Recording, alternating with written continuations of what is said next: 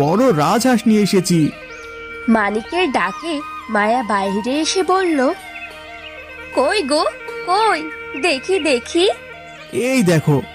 মানিকের হাতে রাজহাঁসটা দেখে মায়া ভ্রু কুঁচকে বলল, এ বাবা, এ তো খোঁড়া হাঁস। সত্যি বাবা, তোমাকে নিয়ে আর পারি না।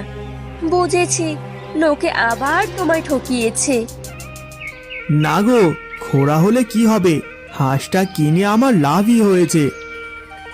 লাভ না, ছাই হয়েছে। কি জানি কি রোগ আছে।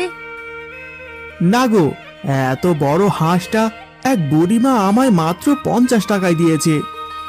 মানিকের কথায় মায়া অবাক হয়ে বলল, বলো কি গো, এত বড় হাঁস মোটে 50 টাকা?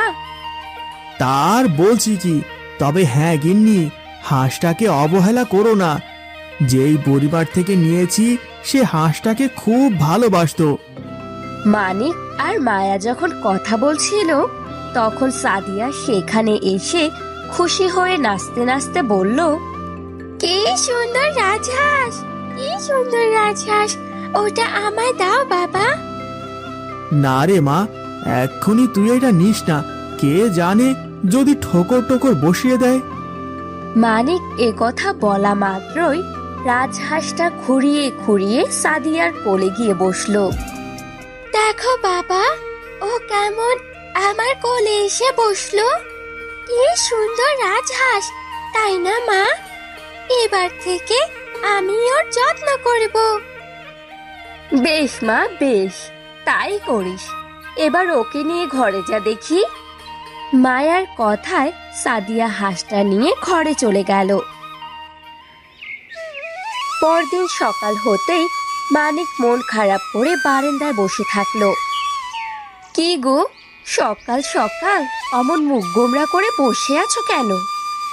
কি করব বলো, দেখতে দেখতে দুটো দিন কেটে গেল, কোনো রাস্তায় তো পেলাম না। ওদিকে আজই মোড়ল মশাই বাড়ির দলিল চেয়েছে। মন খারাপ করো না, একটা না একটা উপায় নিশ্চয়ই হবে। আর রাজহাঁসটা সকাল সকাল আমার ডাকছে কেন? চলো তো গিয়ে দেখি।